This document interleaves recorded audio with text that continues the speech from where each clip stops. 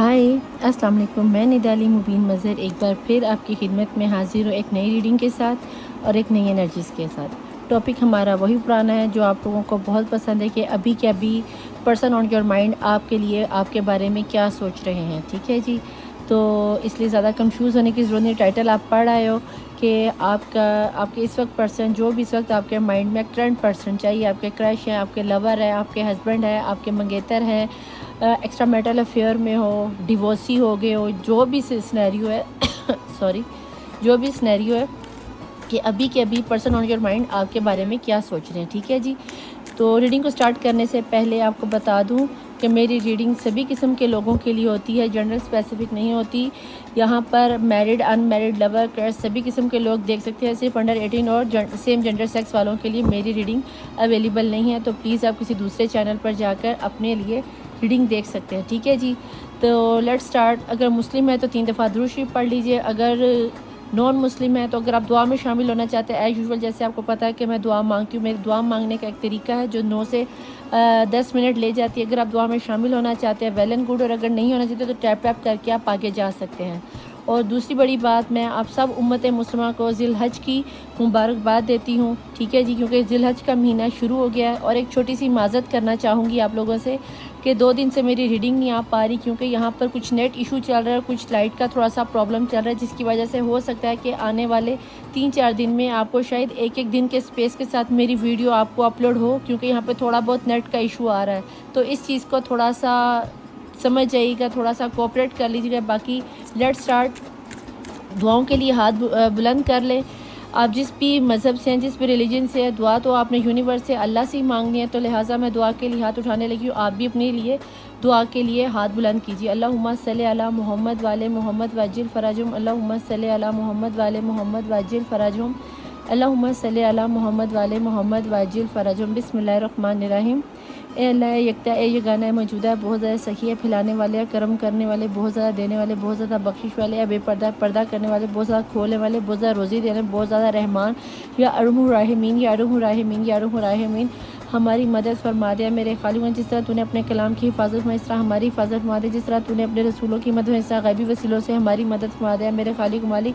तुझे वास्ता देती हूँ 12 इमाम 14 मासूमीन का, मोहम्मद मुस्तफ़ा सल्लल्लाहु अलैहि वसल्लम के पहले दीदार, पहली मुस्कुराहट, पहले आंसू का, कि जिस दीदार के सदक़े में 6 दिन के अंदर तूने 18,000 से ज़ायद आलमीन को बनाया। ना सिर्फ 18,000 आलमीन को बनाया, उनमें पैदा होने वाली मखलूक़ात को बनाया। तो इतना रहमान और रहीम है कि अगर तो 18,000 मखलूक़ात की दुआओं को बिन कहे उनकी हजात को पूरा करता है मेरे खालिक। हम तो सरदार नबी की उम्मत है, तो हमारी दुआओं को कबूलियत की मोहर लगा दिया मेरे खालिक। मैं तुझे मोहम्मद मुस्तफ़ा सल्लल्लाहु अलैहि वसल्लम के महबूब होने का वास्ता है मेरे खालिक। हम मोहम्मद मुस्तफ़ा सल्लल्लाहु अलैहि वसल्लम की सारी ज़िंदगी भी मैं तेरा सजदा शुक्र अदा करती हूँ। इस चीज़ का हक़ नहीं अदा कर सकती कि तूने मुझे अपने प्यारे महबूब मोहम्मद मुस्तफ़ा सल्लल्लाहु अलैहि वसल्लम के आशिकों में, हाज़रीन में, नाज़रीन में, आशिकीन में, गुलामों में, उम्मत में पैदा फरमाया मेरे खालिक। को मेरे किरदार को इतना पाकीज़ा कर दे, मेरे ज़ाहिर और बातिन को इतना पाक व मुनव्वर कर दे कि मुझे मेरे मोहम्मद मुस्तफ़ा सल्लल्लाहु अलैहि वसल्लम के सामने सुरखरू फरमा दे। क़यामत वाले दिन जब मेरे सर पर मोहम्मद मुस्तफ़ा सल्लल्लाहु अलैहि वसल्लम की सरदारी का ताज रखा जाए, तो मेरे ये कमज़ोर कंधे से उठाने के काबिल हो। मुझे क़यामत के रोज़ मेरे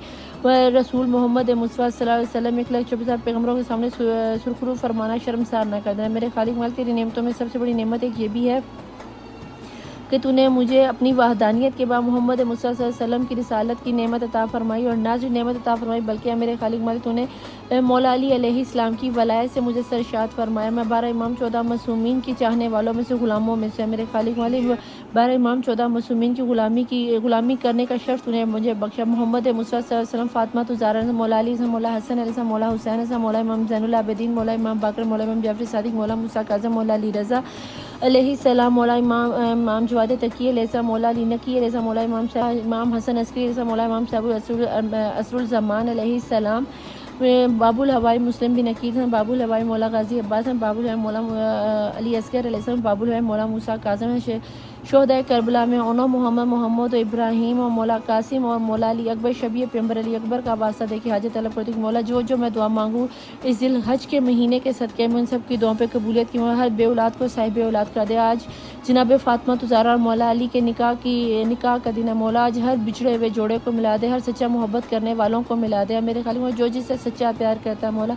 मौला अली और जनाब फातिमा तो ज़हरा के निकाह के हक़ के सदक़े में उनके निकाह करवा दे। मेरे खालिक मालिक हर बिछड़े हुए मियाँ बीवी को एक कर दे मौला। हर परदेसी को खैर-ओ-आफ़ियत उसके घर में मिला दे। जो लोग परदेश जाना चाहते हैं उनको खैर-ओ-आफ़ियत उनके घर परदेश लगा दे। जो लोग इम्तिहानात दे रहे हैं, एग्ज़ाम दे रहे हैं, किसी भी फील्ड में दे रहे हैं, उन्हें कामयाबी कामरानी तक दे। हर बेजुर्म मसीह को आज की रात के सदक़े में, आज यकम ज़िलहज के सदक़े में उन्हें कामयाबी कामरानी तक दे। उनको अपने घर वालों को असीरान शाम के सदक़े में रिहाई की खबर सुना दे। जो लोग हज ज़ियारत उम्रत मुतमन्नी है मौला, उन समेत मुझे भी हज ज़ियारत की तौफ़ीक़ अता फ़रमा दे, उम्र की तौफ़ीक़। जो लोग गैर मुस्लिम हैं और अपने रिचुअल्स के मुताबिक रसूमात अदा करें तो उनको इस चीज़ की तौफ़ीक़ अता दे। हर बे औलाद को साहिब औलाद कर दे। जिन्हें बेटों की ख्वाहिश अली असगर के सदक़े में उन्हें बेटे अता फ़रमा दे। जिन्हें बेटी की ख्वाहिश बाली सकीना के सदक़े में बेटियाँ अता फ़रमा दे। मेरे खालिक उम्मत मुस्लिमा की बच्चियों को हिजाब करने की तौफ़ीक़ अता फ़रमा दे। मेरे खालिक हर बीमार को बीमार करबला मौला सज्जाद अलैहिस्सलाम की बीमारी के सदक़े में सेहत और तंदुरुस्ती अता फ़रमा दे। असीरान शाम के सदक़े में हर बेजुर्म असीरों को रिहाई की खबर सुना दे। मेरे खालिक व मालिक दुनिया में जो कहीं जहाँ भी जिस भी हालत में परेशान हाल है,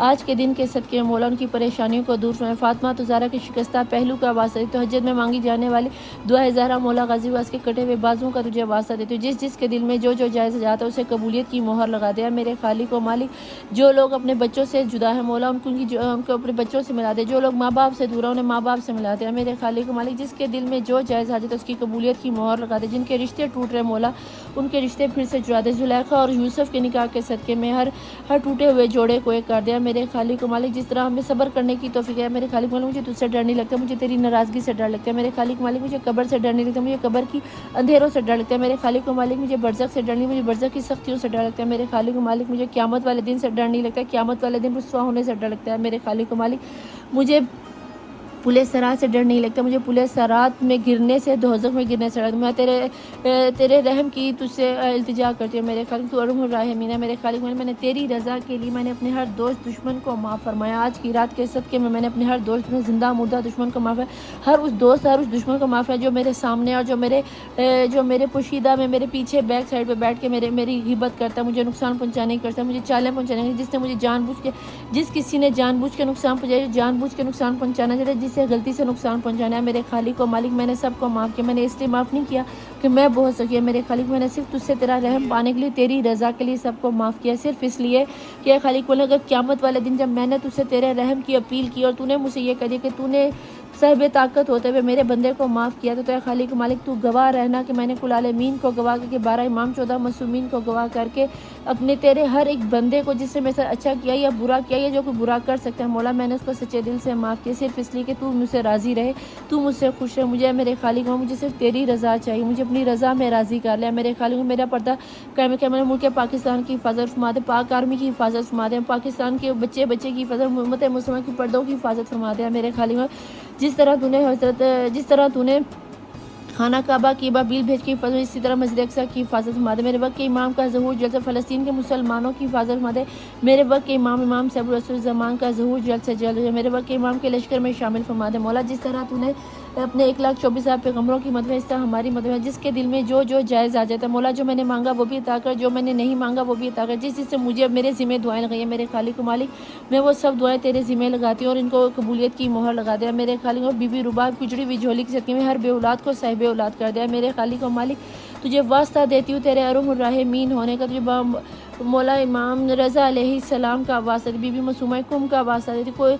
कोई किसी के दिल में दुआ है, कोई हाजत है, कोई परेशानी, उनकी परेशानियों को दूर फरमा दे। माँ बाप अपने बच्चों को लेके ना फरमान औलाद को लेके परेशान, उनकी औलाद को फरमा बरदार बना दे। मेरे खालिक मालिक जिसके रिश्तों में डिले होगी बीबी खदीजा और रसूलुल्लाह सल्लल्लाहु अलैहि वसल्लम के सदक़े में उनके रिश्तों की कोई इस्तवाज बेहतरीन इस्तवाज मिला दिया। मेरे खालिक को तो अरहमुर राहिमीन, अगर मैंने दुआ मांगने में मुझसे कोई गलती कोताही होगी तो मेरे खालिक वाले मुझे माफ़ फरमा दे। मौला जिस तरह तूने हज़रत मूसा अलैहिस्सलाम की उम्मत के लिए मोनो सलवा उतारा मौला, हमारे लिए भी मोनो सलवा उतार दे। मौला जिस तरह तूने हज़रत मूसा अलैहिस्सलाम की उम्मत के लिए समंदर में रास्ते खोल दिए, हर परेशान हाल के लिए मोहम्मद मुस्तफ़ा सल्लल्लाहु अलैहि वसल्लम के सदक़े में मुस्कुराहट के सदक़े में आसानियों के रास्ते खोल दे। मौला जिस तरह तूने हज़रत नूह अलैहिस्सलाम को सफ़ीना निजात अता फरमाई, हमें सफ़ीना हुसैनी अता फरमा दिया। मेरे खालिक में तो अरहमुर राहिमीन, तो अरहमुर राहिमीन, मैंने जो मांगा वो भी अता कर, जो नहीं मांग सकी वो भी अता करा। मेरे खालिक में इस वक्त जिसने भी ज़िलहज की यकम को जो हजात मांग रखी हैं, जो तेरे सामने हाथ फैलाए में इस रीडिंग के थ्रू मौला, जब भी ये रीडिंग जिसके भी सामने से मुझे मौला उसकी दुआओं को कबूलियत की मोहर लगाना। तुझे फातिमा ज़हरा और मौला अली के निकाह के हक़ की खुशी का वास्ता है।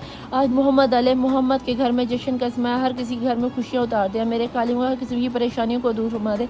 हर बीमार को सेहत और तंदुरुस्ती अता फरमा दे। हर घर बेऔलाद को साहिब औलाद, हर बेरोज़गार को रोज़गार अता फरमा दे। जो कारोबार करने से उन्हें कारोबार कर दे।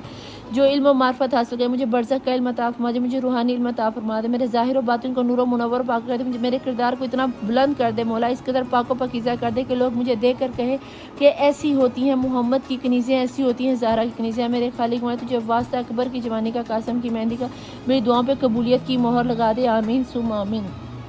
मेरे वक्त के इमाम का ज़हूर जल्द से जल्द हो जाए। आमीन सुम आमीन। Welcome to my channel the tarot world Nida Ali Mubeen Mazhar. देखती आंखों सुनते कानों, आप सबको मैं निदा अली मुबीन मज़हर का प्यार भरा सलाम, नमस्ते, सत श्री अकाल। तो लेट्स स्टार्ट, रीडिंग को स्टार्ट करते हैं। टॉपिक मैं आपको बता चुकी हूँ कि आज का टॉपिक है कि पर्सन ऑन योर माइंड। उनकी इस वक्त जो भी आपके पर्सन है अभी के अभी वो आपके लिए क्या सोच रहे हैं या उनकी क्या सोच है। क्या वो आपके पास लौट कर आएंगे? अगर मैरिड है और आप अपने मियाँ के बारे में या बीवी के बारे में जानना चाहते हैं कि जो भी आप लोगों का सिनेरियो निकल के आता है, तो हम देखना चाहेंगे कि डिवाइन को, एंजल्स को क्या नज़र आता है। प्लीज़ रीडिंग गुजर रही है, उनके पर्सन इस वक्त क्या सोच रहे हैं। ठीक है जी, यूनिवर्स में वो क्या मैसेज भेज रहे हैं। आपके इस वक्त पर्सन जो भी हैं, करंट आपके क्रश भी हो सकते हैं, एक्स्ट्रा मैरिटल अफेयर में भी हो तो वो भी हो सकते हैं, मियाँ भी हो सकते हैं। जो भी आपके जहन में से करंट में सिचुएशन चल रही है, हम उनकी एनर्जी देख रहे हैं कि वो आपके लिए इस वक्त क्या सोच रहे हैं। बिस्मिल्लाहिर्रहमानिर्रहीम। 1 2 और 3, 1 2 और 3। ठीक है निदा पे, ये कैसी गिनती है? आज सोचा थोड़ा सा हटके कर लेना, अच्छा लगता है ना। 1 2 और 3, ज़रूरी थोड़ी कि रोज़ एक ही सिनेरियो में चलना है, एक ही सिनेरियो में चलना है। एंड प्लीज़ एंजल्स मुझे ये बताएं कि बॉटम ऑफ द डेक की एनर्जीज़ में क्या निकल के आ रहा है। कंट्रोल और छुपी हुई एनर्जी में इंटरगेशन, लेकिन इसे मैं लूँगी नहीं क्योंकि हमें सिर्फ कंट्रोल वही एनर्जी चाहिए। निदा अपी प्लीज़ ले लो, प्लीज़ ले लो।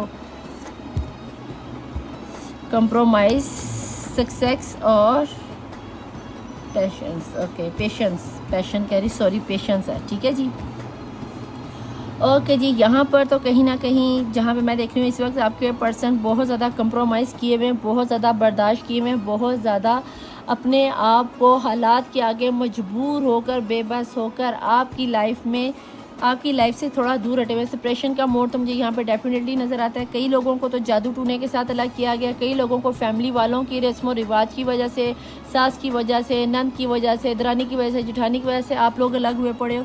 कहीं ना कहीं आप लोगों में से यहाँ पे ये स्पेसिफिक मैसेज होता है। हो सकता है कि आपके पर्सन की ऑलरेडी 2 शादियाँ या एक शादी ऑलरेडी हुई हो, आप उनकी दूसरी या तीसरी बीवी हो सकती हैं। तो कहीं ना कहीं आपके पर्सन आपको कंप्रोमाइज़ करने के बारे में सोच रहे हैं, या हो सकता है कि फैमिली वालों ने कहा हो कि भाई अगर इस बंदी को तूने लाना तो फिर हमें छोड़ दो। तो कहीं ना कहीं आपके पर्सन ने अपनी फ़तह को पाने के लिए, अपनी फ़तह को, अपने पेशेंट को, जीत को बदलने के लिए कहीं ना कहीं फ़िलहाल फैमिली वालों के साथ कंप्रोमाइज़ करके आपको कहीं ना कहीं पीछे कर दिया कि चलो ठीक है जब मेरा वक्त आएगा तो देखी जाएगी। लेकिन आपका वक्त मुझे जल्द आता हुआ नज़र आता है। कहीं ना कहीं आपने भी बहुत ज़्यादा किया, आपके पर्सन को बहुत ज़्यादा प्रेशराइज़ किया जा रहा है, बहुत ज़्यादा जोर दिया जा रहा है कि अगर तुमने ऐसा नहीं किया तो ऐसे कर देंगे, ऐसा किया तो ऐसे कर देंगे, अगर उसके पास गए तो हमें छोड़ दो। बहुत ज़्यादा बेसिकली डराया जा रहा है और आपके पर्सन अपनी मुकम्मल तौर की बर्दाश्त की आखिरी हद तक बर्दाश्त कर रहे। जहाँ पे ये लावा फटेगा वहाँ पर ये काम हो के ही रहेगा। कहीं ना कहीं ये लावा बहुत ही जल्द मुझे फटता हुआ नज़र आता है। आने वाले 7 डेज़ के अंदर या फिर 7 वीक के अंदर कहीं ना कहीं मुझे ये लावा फटता हुआ नज़र आता है। प्लीज़ डिवाइन, प्लीज़ एंजल, यहाँ पे मैं ये जानना चाहूँगी कि ट्रू रेकल डेक में से मेरे देखने वाले व्यूअर्स की करंट एनर्जीज़ में क्या निकल के आता है। यहाँ पर मुझे आपके पर्सन शायद कोई बिज़नेस में मुझे आपके पर्सन का बहुत लॉस होता हुआ नजर आता है। हो सकता है कि आप लोगों में से बहुत सौ के पर्सन इस वक्त पैसे के मामले में लेकर बहुत ज़्यादा कंफ्यूज हैं। उनको कहीं ना कहीं पैसों का लॉस हुआ है, शायद जॉब चली गई है या बिज़नेस में लॉस हुआ है। कुछ ऐसा सिनेरियो ज़रूर है जिसकी वजह से आपके पर्सन आपसे थोड़ा सा खींचे हैं, वो अपने आप से असल में खींचे हैं और आपको लग रहा है कि आपसे खींचे हैं। आजकल उन्हें बहुत जल्दी गुस्सा आ जाता होगा और कहीं ना कहीं अपने गुस्से को ही वो कंट्रोल करते फिरते। वो किसी, ये नहीं कि सिर्फ आपसे बात नहीं कर रहे, वो किसी से भी बात करना इस वक्त मुनासिब नहीं समझे। इस वक्त उन्होंने एक टारगेट बनाया, उस टारगेट को अचीव करना उनके लिए बहुत ज़रूरी है। प्लीज़ डिवाइन, प्लीज़ एंजल, मैं देखना चाहती हूँ कि क्या निकल के आता है। सोलमेट्स, सोलमेट्स निकल के आपके पर्सन को कहीं ना कहीं ये तो कंफर्म है कि आप लोग ये प्योर ट्रू सोलमेट की एनर्जी है। तो कहीं ना कहीं ये तो कंफर्म है कि आपके पर्सन को पता है कि आप लोग सोलमेट हो। लड़ोगे मरोगे फिर एक हो जाओगे, लड़ोगे मरोगे फिर एक हो जाओगे। आपके पर्सन को ये भी पता है कि आप उनसे दूर नहीं रह सकते, ना ही वो दूर रहते। आप चाहे एक हफ्ते के लिए दूर हो जाओ, एक महीने के लिए दूर हो जाओ, जब आपको कॉल टेक्स्ट मैसेज करेंगे आप अपने गुस्से को, अपनी नाराज़गी को ख़त्म करके फिर उनके साथ रह जाओगे। क्योंकि सोलमेट का कनेक्शन कुछ इसी तरह का ही सिनेरियो होता है। अगर मियाँ बीवी भी हो तो कब तक ही लड़ लोगे, बेडरूम में जाने की देर है, पता नहीं कहाँ चली जाती हैं तुम लोगों की लड़ाइयाँ।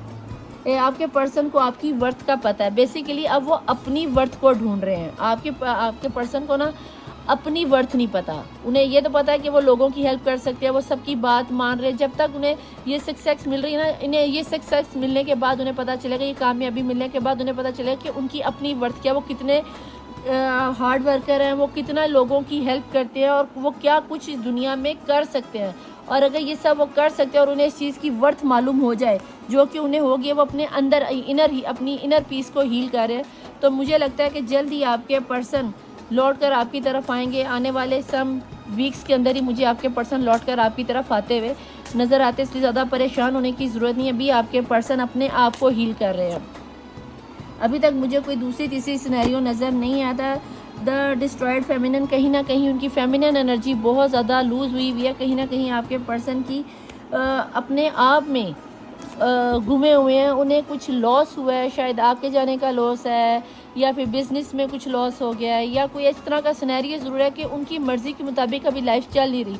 इसीलिए वो हार्ड वर्क करके मेहनत कर रहे हैं, उन्हें कंप्रोमाइज़ करना पड़ा, चाहे वो जॉब के लिए, चाहे कारोबार के लिए, चाहे फैमिली के लिए, या कोई भी आपका सिनेरियो निकल के आता है तो अभी तो आपको या आपके पर्सन को कंप्रोमाइज़ करना पड़ेगा। तभी जब तक वो सक्सेसफुल नहीं होंगे तब तक वो आपको किसी भी लेवल पे आपके साथ रब्ता नहीं करें, क्योंकि कहीं ना कहीं वो चाहते हैं कि वो जब आपको अपनी लाइफ में लाएं तो आपको एक कंप्लीट लाइफ दें। कल को ऐसा ना हो कि आज वो आपके साथ वादा कर लें कि जी हम शादी कर लेते हैं, हम ऐसे कर लेंगे, हम वैसे कर लेंगे, या हम सास वगैरह मैं तुझे अलग से घर ले दूंगा, और वो ऐसा कुछ कर ना सकें। बेसिकली आपके पर्सन आपको किसी झूठे लारे पे नहीं रखना चाहते, किसी लाल बत्ती के पीछे लगा के नहीं रखना चाहते। ये बहुत स्पेसिफिक है कि आपके पर्सन बहुत ज़्यादा लॉयल और ट्रू होने के बाद ही ट्रू ही हैं आपके साथ, तभी तो वो आपके लिए इतना सोच रहे हैं कि जब तक मैं खुद ही अबंडेंट नहीं हूँ, जब तक कि मैं खुद ही सक्सेसफुल नहीं, तो मैं तुम्हें एक सक्सेसफुल लाइफ कैसे दे सकता हूँ या कैसे दे सकती हूँ। जब तक वो खुद अंदर से हील नहीं होगा वो कैसे किसी और को हील कर सकते हैं। प्लीज़ डिवाइन, प्लीज़ एंजल्स मुझे बताएं कि अभी के अभी मेरे देखने वाले व्यूअर्स के पर्सन की करंट एनर्जीज क्या आ रही हैं। सिल्वर वाटर शार्क, कहीं ना कहीं वो अपने आप को इस तरह हील करना चाहते हैं कि खुद को भी सिल्वर वाटर शार्क पानी के अंदर नहरा रहे हैं। यहाँ जितनी डिस्ट्रॉयड एनर्जी आ रही है वहाँ पे उतनी सिल्वर वाटर शार्क के साथ वो अपने आप को हील कर रहे हैं। जब तक वो खुद स्टेबल नहीं ना हो जाएंगे वो आपकी तरफ लौट कर नहीं आएंगे, और ये मुझे बहुत जल्दी आते हुए नज़र आते हैं, इसलिए आपको ज़्यादा परेशान होने की ज़रूरत नहीं है। यहाँ पे आ गया जी रिमेंबर रिवाइवर आएगा, कहीं ना कहीं वो आपकी लाइफ में साथ ये ले जाना। आप यहाँ पे कंपेटेबिलिटी भी आ गई छुपी हुई एनर्जी में, ठीक है जी। और छुपी हुई एनर्जी में जैसे कि पहले यिंग एंड यांग की एनर्जी थी, कहीं ना कहीं मुझे ऐसा लगता है जैसे आपके पर्सन को और आपको अल्लाह की तरफ से ही दूर किया जा रहा है। आपकी एक आजमाइश ली जा रही है, और अगर ये आप लोगों की आजमाइश है तो भाई इसको थोड़ा सा कर लो। कहीं ना कहीं आपके पर्सन को आपकी जो मासूमियत है वो बहुत पसंद है। यहाँ पे सिल्वर वाटर शावर में देखो तो ये उस रेनबो की शावर में ये नहा रहे हैं, और वही रेनबो की एनर्जी में वो आपको खिलाता हुआ देखना चाहते हैं। वो बिल्कुल नहीं चाहते कि वो आपके साथ कुछ इस तरह का सिनेरियो कर दे कि जिस चीज़ की तरफ वो खुद तलब नहीं कर रहे उसी चीज़ को वो आपकी तरफ ले आए, और फिर आप कहो कि जनाब ये क्या वही रोना धोना ऐसे हो गया वैसे हो गया। तो मुझे नहीं लगता कि आपके पर्सन आपको रोता धोता हुआ देख सकते हैं या आपको एक हार्ड लाइफ देना चाहेंगे। वो इसीलिए आपकी लाइफ से थोड़ा सा डिस्टेंस क्रिएट कर लिया कि मैं तुमसे थोड़ा दूर ही बेहतर।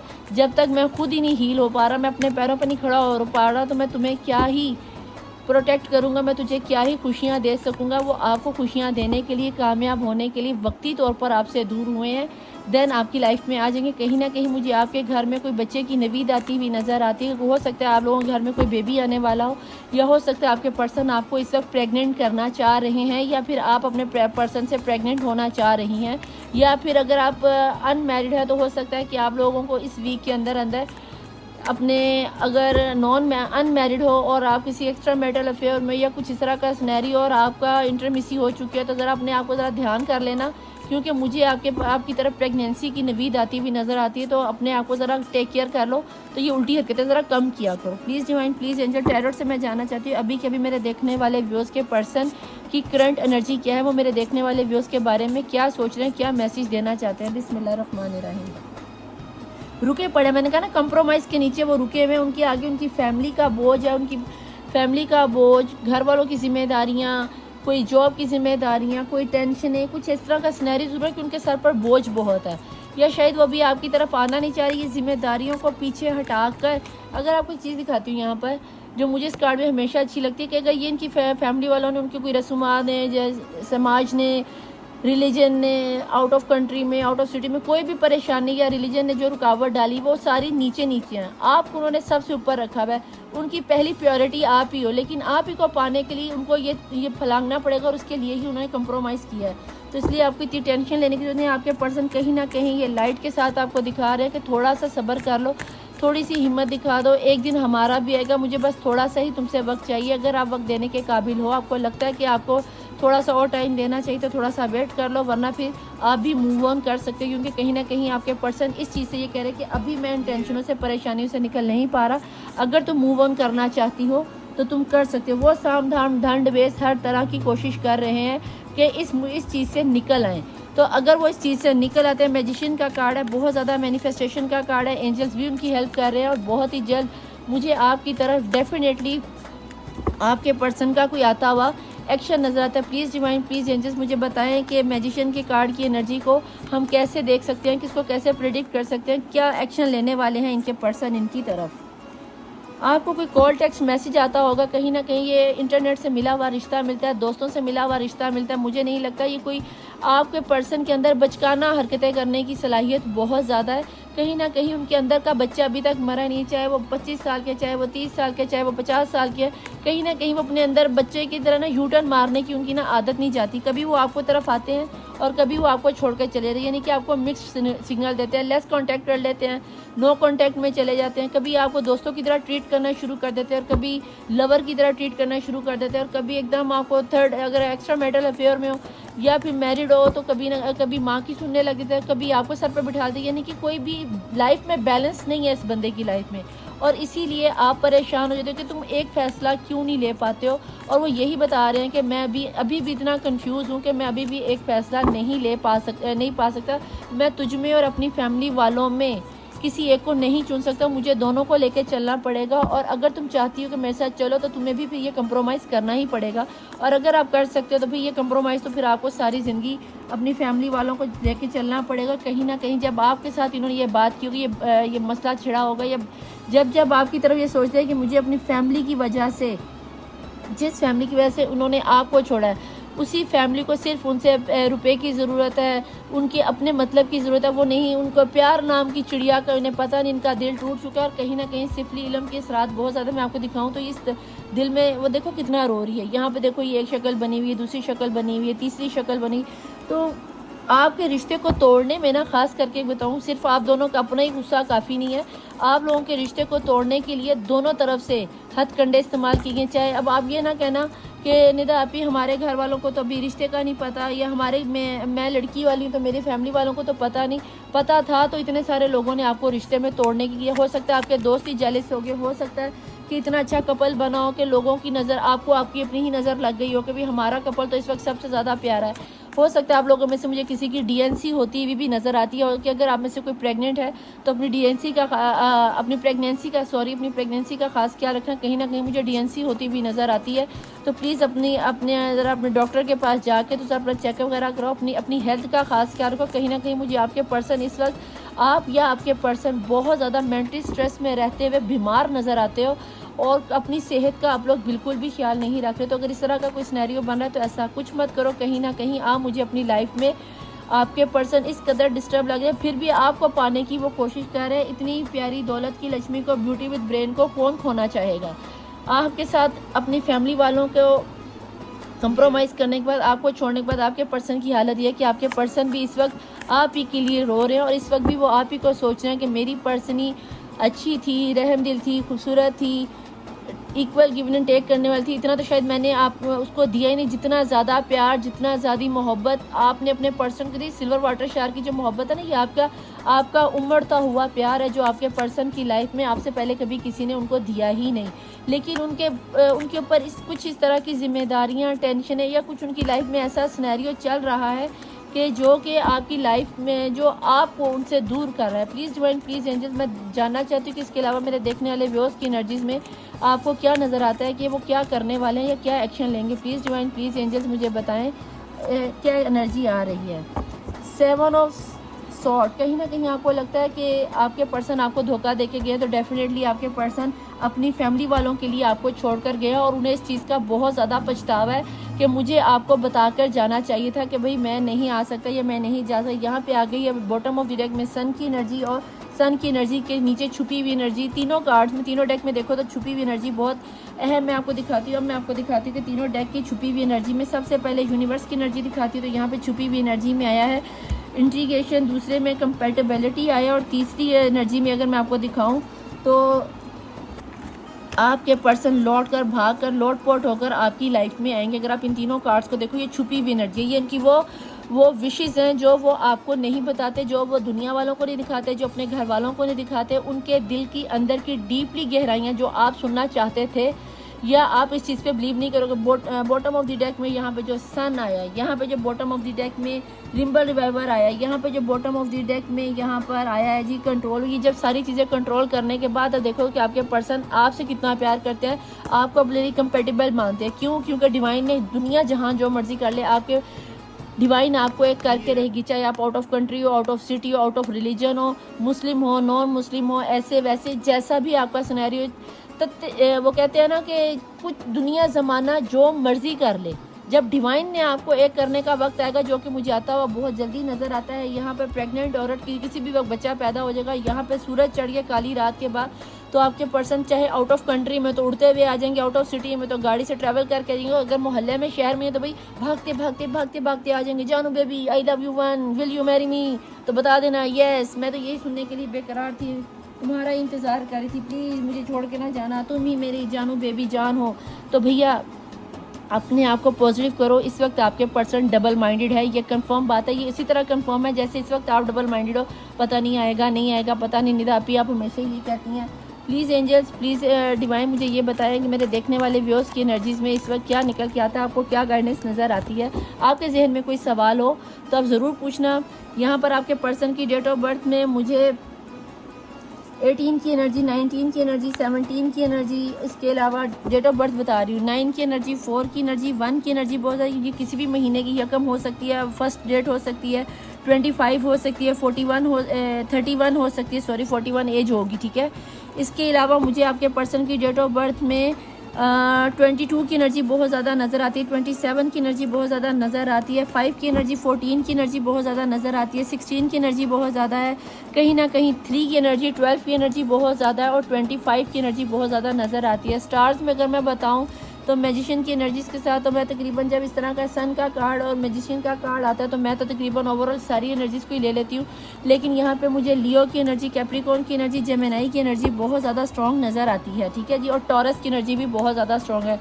तो लिहाजा जो भी यानी कि आप देखो तो जो डेट से आपके साथ मैच हो जाए तो ठीक है। एज बता दूँ तो मुझे आपके पर्सन की एज में 27 की एज ज़्यादा लगती है, 24 की एज ज़्यादा है। इसके अलावा 33, 35, 34, 28 की एनर्जी मुझे बहुत ज़्यादा लगती है। हो सकता है ये आपकी एज हो सकता है आपके पर्सन की एज हो सकता है 44 और 46 की एनर्जी मुझे आपके पर्सन की एज में लगती है। मुझे नहीं पता कि ये किस किस के साथ रेजोनेट होगी, लेकिन कहीं ना कहीं मैं ये बता दूं कि आपके पर्सन इस वक्त पैसों को लेकर, फैमिली को, रिश्तों को लेकर बहुत ज़्यादा कंफ्यूज है। वो आपको खोने की ताकत नहीं रखते, इसीलिए वो कंप्रोमाइज़ कर रहे। जैसे ही वो अपने मंजिल पर, अपने प्लानिंग पर कामयाब हो जाएंगे, उन्हें पैसा, दौलत, जो भी चीज़ उन्हें चाहिए आपको पाने के लिए उन्हें मिलेगी, जो कि डेफिनेटली मिलेगी, ये यूनिवर्स का फैसला है। तो आपके पर्सन आपकी लाइफ में आ जाएंगे। प्लीज़ डिवाइन, प्लीज़ एंजल्स, मुझे बताएं आपको क्या नज़र आता है मेरे देखने वाले व्यूअर्स की एनर्जीज़ में, इन्हें क्या करना चाहिए। बिस्मिल्लाहिर्रहमानिर्रहीम। परफेक्ट टाइमिंग, और यही चीज़ मैंने अभी आपको बताई है कि जैसे ही परफेक्ट टाइमिंग आ जाएगी आपके पर्सन लाइफ में भागते दौड़ते हुए आ जाएंगे, जो कि उनकी छुपी हुई एनर्जी, जो कि आपको बताना नहीं चाह रहे थे और फिर भी मैंने आपको बता दी है। ठीक है जी, प्लीज़ डिवाइन, प्लीज़ एंजल्स मुझे बताएं मेरे देखने वाले व्यूअर्स की एनर्जीज़ में क्या आ रहा है अनडाउटली। और ये अचानक से हो जाएगा, जैसे कि 9 मंथ के बाद बच्चा अचानक से आ जाता है। हमें पता होता है कि अब किसी भी वक्त डिलीवरी हो जाएगी, इसी तरह आपके पर्सन भी अचानक से आ जाएंगे और कह देंगे जानू बेबी मैं इंतज़ार कर कर थक गया, हार गया, तू प्लीज़ मेरी लाइफ में वापस आ जा। अचानक से ही ये आ जाएंगे। Ask for the other people, कुछ आप लोगों में से कुछ लोगों को दूसरे लोगों से हेल्प लेनी चाहिए। आपके नियर डियर में अगर कोई है, अपने पर्सन के बारे में अगर आप जानना चाह रहे हो सकता है ये आपके पर्सन आपके बारे में जानना चाह रहे हो कि आपका क्या चाह रहा है। कोई भी सवाल आपके जहन में हो तो आप पूछ सकते हो। रीडिंग पसंद आने के समय लाइक सब्सक्राइब हो और शेयर ज़रूर कर दिया कीजिए। हेल्पफुल पीपल, पहले यहाँ पे है कि अदर लोगों से पूछो और अब आगे कि हेल्पफुल पीपल लोग आपकी मदद भी करेंगे। प्लीज़ डिवाइन, प्लीज़ एंजल मुझे ये बताए देयर इज़ समथिंग बेटर, कुछ ना कुछ तो अच्छा आपकी लाइफ में आई जाएगा और उसके बाद रोमांस तो फिर आना ही है। जब सन खुल आएगा तो फिर रोमांस, तो छुपी हुई एनर्जी में देख लो रोमांस आ रहा है। यहाँ पे भी अगर बॉटम ऑफ द डेक की एनर्जी में आप देखो तो आ रहा है कि जी आपके लिए कुछ बेहतरी हो रही है, क्योंकि वो बेहतरी कर रहे हैं। और छुपी हुई एनर्जी में क्या है, वो रोमांस करते हैं, प्यार करते हैं। अभी भी वो आपको छुप छुप के आपके साथ गुजारे हुए खूबसूरत लम्हों को, पलों को याद करें।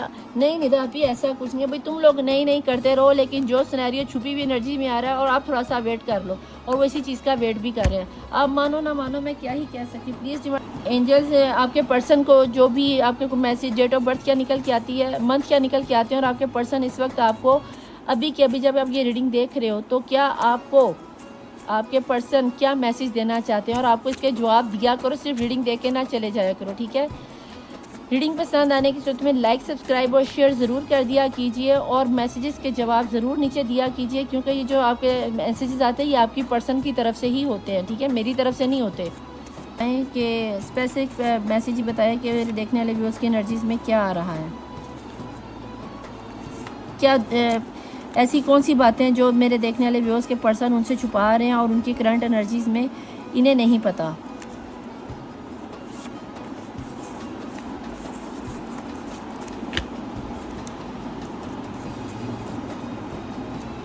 और बॉटम ऑफ द डेक में जी this is not the end, और आपके पर्सन कह रहे हैं ये एंड नहीं है।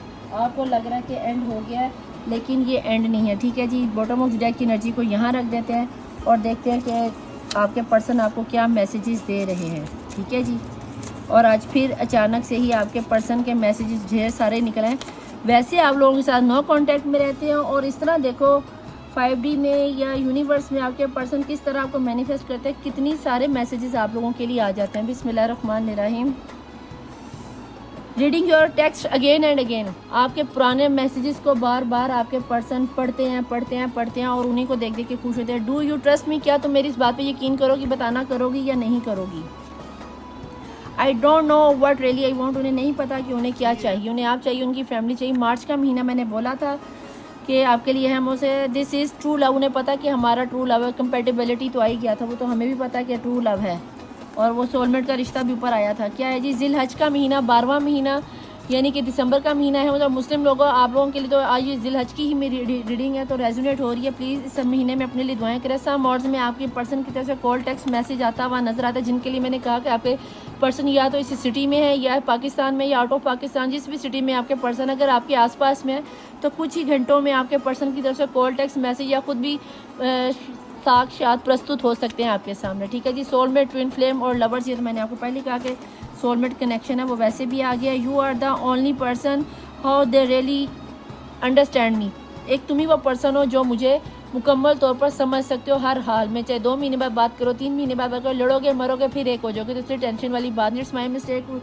उन्हें पता है कि उनकी गलती थी, तुम्हारा कसूर नहीं था। मैंने अपने माँ बाप को ज़्यादा इंपॉर्टेंस दे दी या अपने बिजनेस को ज़्यादा इंपॉर्टेंस, जो भी सिनेरियो बना था आप ज़्यादा बेहतर जानते हो। यू आर सो ब्यूटीफुल, तुम बहुत ही ज़्यादा खूबसूरत हो, या मुझे बहुत ज़्यादा खूबसूरत लगती हो। सारी दुनिया की खूबसूरती एक तरफ और तू मेरी यूसुफ और जुलेखा एक तरफ। जमात सानी, छठा महीना, जून का महीना, और जून का महीना ही ये चल रहा है। ठीक है जी, यू मेक मी हैप्पी, तुम्हारा होना ही मुझे खुश कर देता है। मूविंग अब्रॉड, हो सकता है आपके पर्सन या तो अब्रॉड चले गए, नीचे यूके और यूएसए लिखा हुआ है तो नो। अगर आपने सोचा कि आपके पर्सन आपको छोड़कर चलेंगे, दोबारा नहीं आएंगे, तो आपके पर्सन कह रहे हैं नो, ऐसा कुछ ना सोचना, अभी कुछ खत्म नहीं हुआ, मैं आ रहा हूँ। 1 वीक हो सकता है, 1 हफ्ते के अंदर आपके पर्सन आपके सामने साक्षात प्रस्तुत हो जाए। दिसंबर का महीना, मैंने पहले भी यहाँ पे बोला, जिलहज के महीने में दिसंबर का महीना आ गया है जनाब।